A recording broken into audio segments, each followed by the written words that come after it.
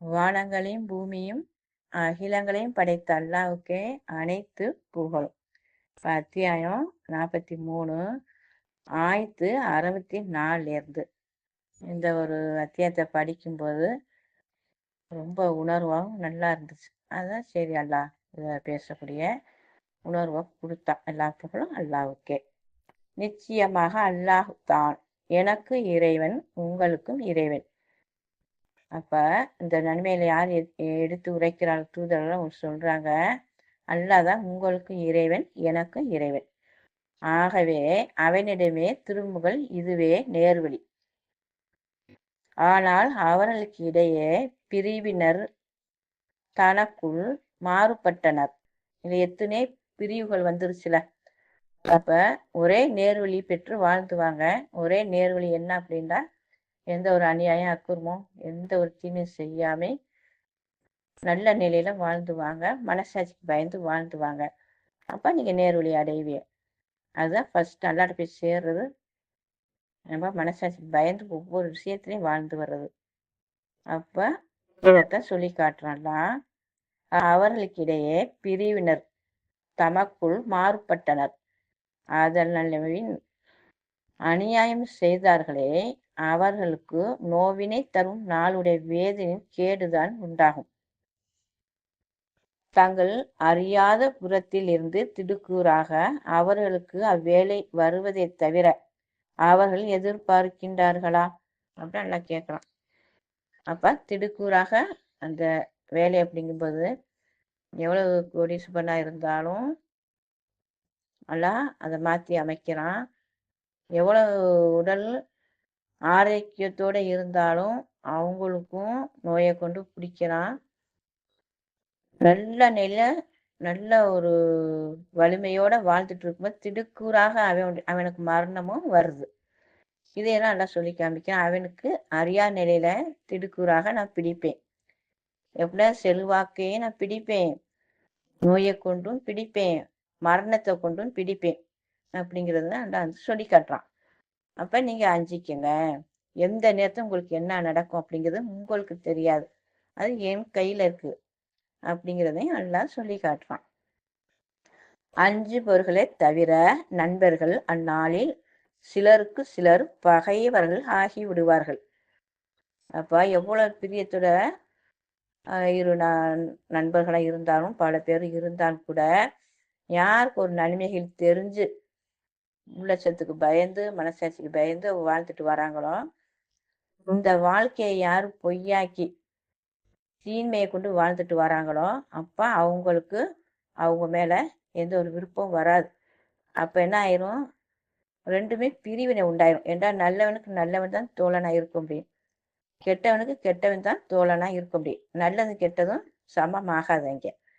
அப்ப இதைத்தான் எல்லாம் சொல்லி காமிக்கிறான். பகைவர்களாகி விடுவார்கள். என்னுடைய அடியார்களே, இந்த நாளில் உங்களுக்கு எவ்வித பயமும் இல்லை, நீங்கள் துக்கப்படவும் மாட்டீர்கள். யார் நல்ல செயல் செய்து உள்ளச்சத்தோட பயத்தோட எந்த ஒரு தீமை செய்யாம வாழ்ந்துட்டு வராங்களோ, அவங்களுக்கு அல்லாஹ்வுடைய செய்தி என்ன அப்படிங்கும்போது நீங்க பயப்படவும் மாட்டீங்க, நீங்க துக்கப்படவும் மாட்டீர்கள். இவர்கள் தான் நம் வாக்குகளின் மீது நம்பிக்கை கொண்டு சமாதானம் அடைந்தவர்களாக இருந்தனர். அப்ப இதே அல்லாஹ் என்ன சொல்லி காட்டுறான் அப்படின்னா, நம்ம எந்த ஒரு தீமையை செய்யாம நன்மையே செய், இதுதானே அல்லாஹ்வுடைய வாக்குறுதியா இருக்கு.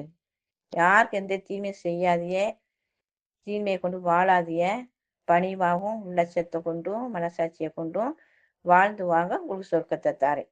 இதுதான் அல்லாஹ்வுடைய வாக்குறுதியாவே இருக்கு. அப்ப அல்லாஹ்வுடைய அந்த வாக்குறுதிக்கு யாரு செவி சாய்த்து கேட்டு அதன்படி வாழ்ந்து வந்தாங்களோ அவங்கள அல்லாஹ் சொல்றான், இவர்கள் தான் நம் வாக்குகள் மீது நம்பிக்கை கொண்டு சமாதானம் அடைந்தவர்களாக இருந்தனர். அப்ப என்னுடைய வாக்குகளுக்கு கட்டுப்பட்டு வாழும்போது உங்களுக்கு அழகான சொர்க்கத்தை தாரேன் அப்படின்னு அல்லாஹ் அந்த வாக்குறுதியும் கொடுத்துருக்கான். அப்ப அந்த சமாதானத்துல இருப்பாங்க. நமக்கு நம்ம நன்மையை செஞ்சு வந்தாலும் நமக்கு நல்ல சொர்க்கம் தான் கிடைக்கும், நம்ம நல்லபடியாத்தான் தீமை செய்யாம வாழ்ந்து வந்தோம் அப்படின்னு அந்த சமாதானம் அடைந்தவர்களாக இருந்தனர். இவர்களும் உங்களை சார்ந்தவர்களும் மகிழ்ச்சியுடன் சொர்க்கத்தில் நுழையுங்கள். திரும்ப அல்லாஹ் சொல்றான், நீங்க இந்த சமாதானத்தோட உள்ளச்சத்துல பயத்தோட வாழ்ந்து வந்தனால நீங்களும் உங்கள் சார்ந்த யாரெல்லாம் உங்களோட இந்த நன்மையின் பக்கம் சேர்ந்து வாழ்ந்து நீங்களாம் ஒன்று சேர்ந்து இருக்கிற நீங்க அனைவரும் சொர்க்கத்துக்கு போங்க, சொர்க்கத்தில் நுழையுங்கள். பொன் தட்டுகளும் கிண்ணங்களும் அவர்களை சுற்றி கொண்டே இருக்கும். அங்கு அவர்கள் மன மன விரும்பியதும் கண் குளிர்ச்சியும் அதில் உள்ளன. இன்னும் நீங்கள் அங்கு என்றென்றும் தங்கியிருப்பீர்கள். இதனால என்ன சொல்றோம் அப்படின்னா, அங்கே கண் குளிர்ச்சியும் கனி வர்க்கங்கள் எல்லாமே இருக்கு. நீங்க அங்கே என்றென்றும் தங்கி விடுவீர்கள். ஏன்னா நல்லா சொல்லிட்டு அந்த சொர்க்கத்துக்கு போனவங்க அது வெளியேற்றப்படவே மாட்டார்கள். அந்த சொர்க்கத்துல தான் அவங்க நிரந்தரமான வாழ்க்கை அதுல தான் அப்படிங்க நல்லா சொல்லிட்டே தான் வரோம். நீங்கள் செய்து கொண்டிருந்ததின் காரணமாக இந்த சொர்க்கத்தை நீங்கள் வாரிசாக அடைந்தீர்கள். வாரிசாக அடைந்தவங்களுக்கு வாரிசாக்கப்பட்டுருச்சு இந்த சொர்க்கம். அதுதான் உங்களுக்கு நிரந்தரம் அப்படிங்கிறத நல்லா சொல்லி காட்டுறான். உங்களுக்கு அதில் ஏராளமான கனிகள் இருக்கின்றன. அவற்றிலிருந்து நீங்கள் உண்பீர்கள். நிச்சயமாக குற்றவாளிகள் நரக வேதனையில் என்றென்றும் தங்கியிருப்பார்கள். அவர்களுக்கு அது குறைக்கப்பட மாட்டாது. அதில் அவர்கள் நம்பிக்கை இழந்தும் விடுவார்கள். இப்ப என்ன சொன்னோம் அப்படின்னா, சொர்க்கத்துக்கு போனா அதுதான் உங்களுக்கு நிரந்தரமான வாழ்க்கை. அது மாற்றப்பட அதுதான் உங்களுக்கு அந்த வாழ்க்கை தான். அதே மாதிரி நரகத்துக்கு போனானா அதுதான் அவங்களுக்கு வாழ்க்கை. அதுலேருந்து அவங்க மீளவே மாட்டார்கள். அப்படிங்கிற எல்லாம் நிறைய விஷயங்கள் நிறைய இடத்த சொல்லி காட்டிக்கிட்டே வரான். அப்ப மீள மாட்டார். அதுக்குத்தான் அவங்க அல்லாஹ் இந்த வாக்குறுதி கொடுத்த பிறகு நம்ம எப்படி இந்த சொர்க்கத்தை காப்பாற்றப்படுவோம், இல்லை அப்படின்னா ஒரு நம்பிக்கை இழந்துருவாங்க. நம்ம காப்பாற்றப்படுவோங்கிற நம்பிக்கைய அவங்க இழந்துருவாங்க. எனினும் நாம் அவர்களுக்கு யாதொரு அநியாயம் செய்யவில்லை. ஆனால் அவர்கள் தமக்கு தாமே அநியாயம் செய்து கொண்டார்களே. என்றால் நான் அல்ல சொல்றான், நான் யாருக்கும் அநியாயம் செய்யவில்லை. நீங்க எப்படி வாழணும், எப்படி வாழ்ந்தா உங்களுக்கு சொர்க்கம் இருக்கு, எப்படி வாழ்ந்தா நரகம் இருக்கு அப்படிங்கிற அந்த வாழ்க்கையை பத்தி நிறைய உங்களுக்கு நான் சொல்லி காமிச்சிட்டே வந்திருக்கேன். அப்படி இருந்தும் அதை உதாசீனப்படுத்திட்டு இந்த உலக இச்சையில அந்த சுகத்துல அந்த தீமையிலே நீங்க வாழ்ந்துட்டு வந்தனாலதான் உங்களுக்கு என்றென்றும் இந்த நரகம். இது நீங்க உங்களுக்கு ஏற்படுத்தி கொண்ட தீமைகள் தீங்கு அப்படிங்கிற அல்ல அதையும் சொல்லி காட்டுறான். மேலும் அவர்கள் அதிகாரம் பெற்றவரை உமது இறைவன் எங்களை முடித்து விடட்டுமே என்று கதறுவார்கள். அதற்கு அவர் நிச்சயமாக நீங்கள் நிலைத்து நிற்க வேண்டியவர்களே என்றும் கூறுவார். அவங்க என்ன சொல்றாங்கன்னா, அதிகாரம் பெற்றவரை அப்படிங்கும்போது அல்லா நரகத்துல போடுறதுக்கு மலக்களுக்கு அதிகாரம் கொடுத்துருக்கான்ல. மலக்கள் நரக வசியில நரகத்துக்கு போடக்கூடிய மலக்களும், சொர்க்க வசியில சொர்க்கத்துல கொண்டு போய் விடக்கூடிய மலக்களும் இருக்காங்க. அப்ப அவங்க மலக்கள்கிட்ட கேட்குறாங்க, அதிகாரம் பெற்றவன்டா நீங்க நாடுனா அல்லாட்ட கேட்கலாம் எங்களுக்காக அப்படின்ட்டு. அப்ப மலக்கள் அல்லாஹ் என்ன சொன்னா அதுதானே மலக்கள் கேட்பாங்க. அப்ப அவங்களுக்கு அல்லாஹ் என்ன வேலையை கொடுத்துருக்காங்க அந்த வேலையைத்தான் அவங்க செய்யறாங்க. அதுக்கு தான் அவங்க கேட்குறாங்க, உங்க இறைவன்ட்டு நீ கேளு, எங்களை முடிச்சிடட்டும், இத்தோட எங்க உயிர் போகட்டும், திரும்ப எங்களை உயிர் கொடுத்து இந்த நரக வேதனையில எங்களுக்கு கஷ்டப்பட வேணாம் அப்படிங்கிறக்கனே அவங்க கேட்குறாங்க, இத்தோட எங்க உயிர் போயிடட்டும் அப்படின்ட்டு. அப்ப அல்லாஹ் இதுல என்ன சொல்லியிருக்கா அப்படின்னா, அவருக்கு உயிர் கொடுத்து தான் அந்த நரக வேதனையில அவங்க வாழ்வாங்க அப்படிங்கிறதுனாலதான் அல்லாஹ் சொல்லி கட்டிட்டே இருக்கா. அதனால மனிதர் இங்க பயந்துக்கங்க, அஞ்சிக்கங்க. நீங்க நரகத்துக்கு போனீண்டா வாழவும் மாட்டிய சாவவும் மாட்டிய, ரெண்டுக்கு இடையில இந்த நரக வேதனை தான் உங்களுக்கு என்றென்று இருக்கும். ஏன்னா உங்களுடைய உயிர் முடிக்கப்படாது, அது வாழ்ந்துக்கிட்டு தான் இருக்கும் வேதனையை கொண்டு. அதனால நீங்க அல்லாவுக்கு அஞ்சிக்கங்க, பயந்து கொள்ளுங்க அப்படிங்கிறத அல்லாஹ் அதுக்கு தான் சொல்லி காட்டிகிட்டே வாரான். அப்ப அவங்க சொல்றாங்க, இதுக்கு மலக்குல என்ன சொல்றாங்கண்டா, நிச்சயமாக நீங்கள் நிலைத்து இருக்க வேண்டியவர்களே என்றும் கூறுவார்கள். நீங்க இந்த நரகத்துல இதுலதான் நீங்க நிலைத்து இருக்க வேண்டியவர்கள் என்று மலக்குல சொல்றாங்க. நிச்சயமாக நாம் உங்களிடம் சத்தியத்தை கொண்டு வந்தோம். ஆனால் உங்களில் பெரும்பாலோர் சத்தியத்தை வெறுக்கின்றீர்கள்.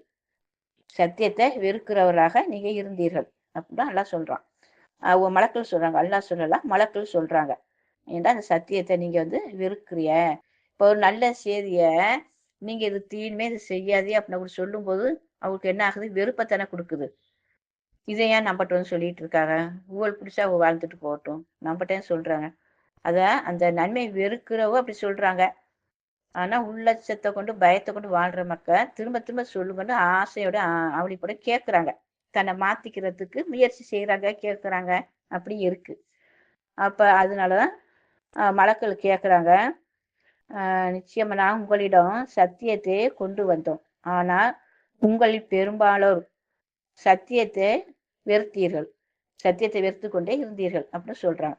அப்ப பெரும்பாலோர் வந்து சத்தியத்தை வெறுக்கிறவர்கள் தானே இருக்கிறாங்க. அதுல சொற்ப பேர் தான் என்ன கஷ்டம் துன்பம் எது வந்தாலும் சரி அதுல போராடி அல்லாவுடைய நன்மையை பெற்று வரணும் அப்படின்னு பொறுமையை கொண்டு பணிவை கொண்டு வாழ்ந்து வராங்க. ஆனா பெரும் தொகையினர் வந்து இந்த உலகத்துல தான் வாழ்க்கை இருக்கு அப்படின்னு அந்த வாழ்க்கையில வாழ்ந்து அதுல சுகம் அடைஞ்சு அதுல வாழ்ந்துட்டு வராங்க. அப்ப அல்லாஹ் வந்து நம்ம ஒவ்வொருத்தரையும் பாதுகாக்கணும். இந்த ஒரு தீன்மைகளிலிருந்து பாதுகாத்து உள்ளச்சத்துடைய பயத்துடைய அல்லாஹ் பொருத்தமா வாழணும் அப்படிங்கிற நம்மளுடைய மனம் விரும்பிக்கிட்டே இருந்துச்சு அப்படின்னா அல்லாஹ் அந்த வாழ்க்கையை கொடுத்துருவான். அந்த தீன்மையான வாழ்க்கை அனைத்தையும் மனசு வெறுக்கக்கூடிய நிலையில எல்லாம் கொண்டு வந்துருவான். ஏன்னா அல்லாஹ்னால முடியாது எதுவுமே இல்லை. அப்ப அல்லாஹ் என்ன சொல்றான்? நீங்க எதை விரும்புகிறீர்களோ அதுல உங்களை நான் வாழ வைக்கிறேன்னு சொல்றான். அப்ப நம்முடைய மனம் விரும்புச்சு அப்படின்டா அல்லாஹ் அந்த பாக்கியத்தை வாழ வச்சிருவான். அந்த தீமையை ஊரா நம்மளுக்கு வெறுத்து வாழக்கூடிய வாழ்க்கையை கொடுத்துருவான். வெறுப்பாயிரும். இது எல்லாமே அல்லாஹ் புறத்துல இருக்கு.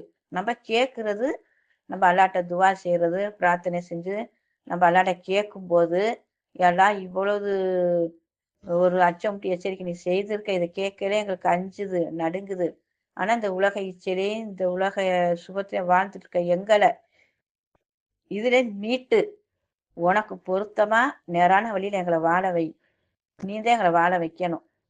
வாழ வைப்ப உன்னை தவிர வேற இறைவன் இல்லை அப்படின்னு நம்ம அல்லாட்ட பொறுமையோட இருந்து அந்த விருப்பத்தோட கேட்கும்போது அல்லாஹ் நம்மளை மாத்தி அமைப்பான். ஏன்னா அல்லாஹ்னால முடியாது எதுவுமே கிடையாது. அவன் தானே நன்மை தீமைங்கிறது அவன் தானே நம்மளுக்கு அறிவிச்சு காட்டுறான். அப்ப அல்லாஹ் நம்மளுக்கு நீக்கி கொடுத்துருவான். அப்ப நம்ம குரானை கொண்டே வாழ்ந்துட்டே வருவோம்.